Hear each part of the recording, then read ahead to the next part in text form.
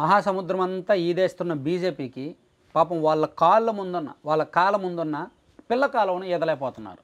దేశవ్యాప్తంగా వందల కొద్దీ పార్లమెంటు స్థానాలు, రాష్ట్రాలు, అసెంబ్లీలు గెలుస్తున్న బీజేపీకి దాదాపుగా ఒక 10 ఏళ్ల నుంచి 10 ఏళ్ళేంటి 27 సంవత్సరాల నుంచి కూడా ఢిల్లీ అసెంబ్లీ దక్కట్ల.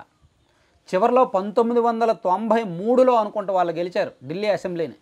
ఆ తర్వాత 98లో కాంగ్రెస్, 2003లో కాంగ్రెస్, 2008లో కాంగ్రెస్, 2013లోనేమో సంకీర్ణ ప్రభుత్వం వచ్చింది.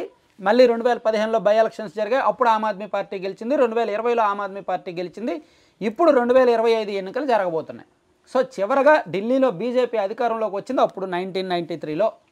సో ఇప్పుడు ఖచ్చితంగా గెలిచి తీరాల్సిన పరిస్థితి. దేశం మొత్తం గెలుస్తున్నారుగా, వాళ్ళ సొంత కోట మీద, వాళ్ళ దేశ రాజధాని మీద పాపం వాళ్ళ జెండా ఎగరేయలేకపోతున్నారు. అందుకే ఇప్పుడు ఆర్ఎస్ఎస్ పూర్తిగా ఇన్వాల్వ్ అయింది.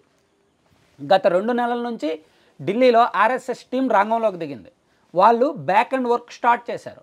అందుకే గతంలో ఎప్పుడు ఆర్ఎస్ఎస్ని విమర్శించని కాంగ్రెస్ అండ్ ఆమ్ ఆద్మీ పార్టీలు ఇప్పుడు ఆర్ఎస్ఎస్ని కూడా విమర్శిస్తున్నారు. ఆర్ఎస్ఎస్లో కొంతమంది తెర ముందుకు వస్తున్నారని, ఇక్కడ రాజకీయాలను అలా చేస్తున్నారు, ఇలా చేస్తున్నారు, వాళ్ళ భావజాలం రుద్దుతున్నారు, అది ఇదని చెప్పి కొన్ని విమర్శలు వస్తున్నాయి. సో హర్యానా, మహారాష్ట్ర లాంటి రాష్ట్రాలను, ఆ రాష్ట్రాల అసెంబ్లీలను బీజేపీ గెలుచుకోవడంలో ఆర్ఎస్ఎస్ కీలక పాత్ర పోషించింది. సో 2024 పార్లమెంటు ఎన్నికల్లో ఎప్పుడైతే బీజేపీ కాస్త బొక్కబోర్లా పడే పరిస్థితికి వచ్చిందో, మ్యాజిక్ ఫిగర్ సాధించలేదో, అలాగే వాళ్ళ కంచుకోటల లాంటి యూపీ, బీహార్ లాంటి ప్రాంతాల్లో కూడా బీజేపీ ఎప్పుడైతే పార్లమెంట్ స్థానాలు గెలుచుకోలేకపోయిందో అప్పుడే ఆర్ఎస్ఎస్ పూర్తిగా రంగంలోకి దిగి ఆ తర్వాత జరుగుతున్న ప్రతి అసెంబ్లీ ఎన్నికల్లో కూడా ఆర్ఎస్ఎస్ తెర ముందు పాత్ర పోషిస్తోంది. ఇంతకుముందు తెర వెనుక పాత్ర మాత్రమే, కానీ గత 6 నెలల నుంచి తెర ముందే ఉంటుంది ఆర్ఎస్ఎస్. సో ఇప్పుడు ఢిల్లీ ఎన్నికలు అందుకే కాస్త ఉత్కంఠభరితంగా మారాయి. ఢిల్లీలో ఎడ్యుకేటెడ్ ఓటర్స్ ఎక్కువ, అలాగే పేదరికము ఉంటుంది, ధనికులు ఉంటారు, ఎంప్లాయీస్ ఉంటారు, చదువుకున్న యూత్ ఉంటారు, అలాగే స్లమ్ ఏరియాస్ కూడా ఎక్కువగా ఉంటాయి, ముస్లిం ఏరియాస్ కూడా ఎక్కువగా ఉంటాయి. సో స్లమ్ ఏరియాస్, ముస్లిం ఏరియాస్ కంప్లీట్గా డామినేట్ చేసే నియోజకవర్గాల్లో 70% అబోవ్ ఆమ్ ఆద్మీ పార్టీయే గెలుస్తోంది. ఆ పార్టీ పేరే ఆమ్ ఆద్మీ పార్టీ. ఆమ్ ఆద్మీ అంటే పేదవాళ్ళు, పేదలకు సంబంధించిన పార్టీ. సో వాళ్ళ గుర్తే చీపురు గుర్తు. సో దాంతో వాళ్ళు పేదలకు బాగా దగ్గరయ్యారు. ప్లస్ ఆ లీడర్స్ కూడా వాళ్ళ దగ్గర నుంచే ఎంచుకోవడంతో ఆమ్ ఆద్మీ పార్టీ పునాదులు ఈ ప్రాంతాల్లో గట్టిగా ఉన్నాయి. సో ఇప్పుడు కూడా ఆమ్ ఆద్మీ పార్టీ మినిమం ఈజీగా 15-18 సీట్లు గెలుస్తుంది. ఆ తర్వాత మిగిలిన, అంటే నేను మ్యాజిక్ ఫిగర్ వస్తుందా లేదా, ఎవరు గెలుస్తారని అప్పుడే చెప్పలేం, కానీ ఆమ్ ఆద్మీ పార్టీ జేబులో ఒక 15 సీట్లు ఉన్నట్టే. ఇంకే పార్టీ జేబులో కూడా అన్ని సీట్లు లేవు. బీజేపీకి ఎన్ని వస్తాయో చెప్పలేం. గత ఎన్నికల్లో 7 వచ్చినట్టు ఉన్నాయి. సో ఇప్పుడు వాళ్ళకి ఎన్ని వస్తాయి అనేది ఖచ్చితంగా చెప్పలేం, కానీ గతంతో పోలిస్తే బీజేపీ ఇప్పుడు బలపడింది. ఆర్ఎస్ఎస్ తెర ముందుకు వచ్చింది. లీడర్షిప్ బాగుంది. ఇప్పుడు ఢిల్లీలో లీడర్షిప్ బాగానే ఉంది. ప్లస్ నాయకులు కూడా ప్రెస్టీజియస్గా పనిచేస్తున్నారు. నరేంద్ర మోదీ గారు, అమిత్ షా గారు కూడా అక్కడే ఎక్కువగా కేంద్రీకృతం అయ్యి అక్కడ రాజకీయాలను డైలీ రిపోర్ట్స్ తెప్పించుకుంటున్నారు. సో ఆమ్ ఆద్మీ పార్టీ మీద గతంలో ఉన్న ఫీలింగు ఫోకస్ వేరు, ఇప్పుడున్న ఫీలింగ్ ఫోకస్ వేరు. సో అరవింద్ కేజ్రీవాల్ గారు అంటే గతంలో క్లీన్ ఇమేజ్ ఉన్న వ్యక్తి, అవినీతి చేయని వ్యక్తి. ఇప్పుడు ఆయన కూడా అవినీతి పరుడే, ఆల్రెడీ అవినీతి కేసుల్లో జైలుకి వెళ్ళి వచ్చిన వ్యక్తే. సో అలా ఆమ్ ఆద్మీ పార్టీ కొంత బలహీనపడిన మాట వాస్తవమే. గతంతో పోలిస్తే బలహీనపడిన మాట వాస్తవం. బీజేపీ గతంతో పోలిస్తే బలపడిన మాట వాస్తవం.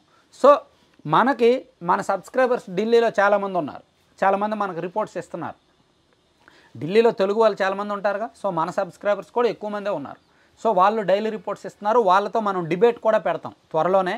ఒక 1 వీక్లో ఢిల్లీ అసెంబ్లీ ఎన్నికల మీద అక్కడ ఉన్న మన సబ్స్క్రైబర్స్తో మనం డిబేట్ నిర్వహిద్దాం. సో దీనిలో ఎవరైనా ఉన్నా సరే పార్టిసిపేట్ చేయాలంటే కింద కామెంట్ చేయండి, లేదా నా మెయిల్ ఐడి ఉంటుంది డిస్క్రిప్షన్లో, మెయిల్ చేయండి. ఢిల్లీ రాజకీయాల మీద ఎప్పటికప్పుడు వీక్లీ వన్స్ డిబేట్లు పెడదాం. అక్కడ సబ్స్క్రైబర్స్తోనే మాట్లాడిస్తా వాళ్ళతోనే. సో అక్కడ వాళ్ళు చెప్తున్న లెక్క ప్రకారం అయితే బీజేపీ బలపడింది. బీజేపీకి మినిమం 18 వస్తాయి, ఆమ్ ఆద్మీ పార్టీకి మినిమం 15 వస్తాయి.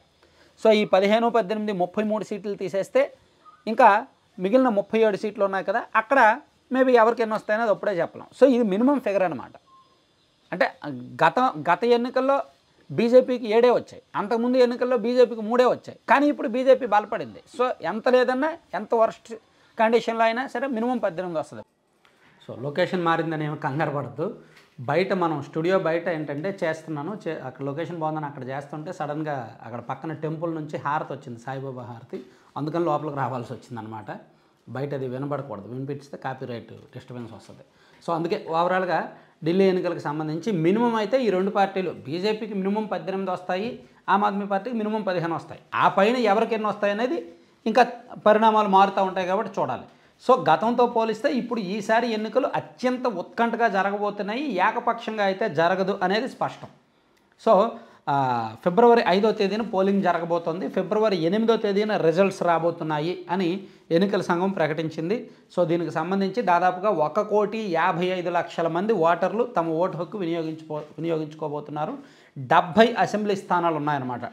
సో గతంలో 2020లో జరిగిన ఎన్నికల్లో ఆమ్ ఆద్మీ పార్టీకి 2020 అండ్ 2015 వరుసగా 2 ఎన్నికల్లో కూడా ఆమ్ ఆద్మీ పార్టీకి మోర్ దాన్ 52-53% ఆఫ్ ఓట్లు వచ్చాయి. సో ఇప్పుడు వాళ్ళ ఓట్ బ్యాంక్ ఎంత అనేది కీలకం. ఇక్కడ ముక్కోణం పోటీ జరగబోతోంది. కాంగ్రెస్ పార్టీ ఇక్కడ వరుసగా 3 సార్లు అధికారంలోకి వచ్చింది. కాంగ్రెస్ పార్టీ 98, 2003, 2008. సో ఆ తర్వాత కాంగ్రెస్ పార్టీ అడ్రస్ లేకుండా పోయింది, గల్లంత అయిపోయింది పూర్తిగా. సో ఇప్పుడు కాంగ్రెస్ పార్టీ అట్లీస్ట్ ఒక 5 సీట్లైనా గెలవకపోతామా అనే ఆశలో ఉంది. నిజానికి దేశం మొత్తం ఆమ్ ఆద్మీ పార్టీ కాంగ్రెస్ పొత్తంట. అంటే ఇండియా కూటమిలో ఆమ్ ఆద్మీ పార్టీ ఉంటుంది, కాంగ్రెస్ ఉంటుంది. కానీ సొంతగడ్డ ఢిల్లీకి వచ్చేసరికి మాత్రం ఆమ్ ఆద్మీ పార్టీ స్వార్థం. ఇక్కడ మీకు బలం లేదు, మాకే బలం, కాబట్టి మేము మీతో పొత్తు పెట్టుకోము, మేము సింగిల్గానే అసెంబ్లీకి వెళ్తాము, మేము సింగిల్గానే గెలుస్తాము అనేది ఆమ్ ఆద్మీ పార్టీ ధీమా. సో ఈ ధీమా వాళ్ళ ధీమా ఉండడానికి కారణం ఉందన్నమాట. సో అందుకే బీజేపీ కూడా ఈసారి ఆమ్ ఆద్మీ పార్టీ బలాలు ఎక్కడున్నాయో వాళ్ళ మీదే ఫోకస్ చేసి ఎక్కువగా సంక్షేమ పథకాలు ఇస్తూ ఎక్కువగా వరాలు ఇస్తున్నారు. మేబీ ఈ కొంత చేంజ్, అధికార మార్పిడి జరిగే అవకాశాలు అయితే ఉన్నాయి అని చెప్తున్నారు. చూద్దాం ఏం జరుగుద్ది అనేది. Thank you.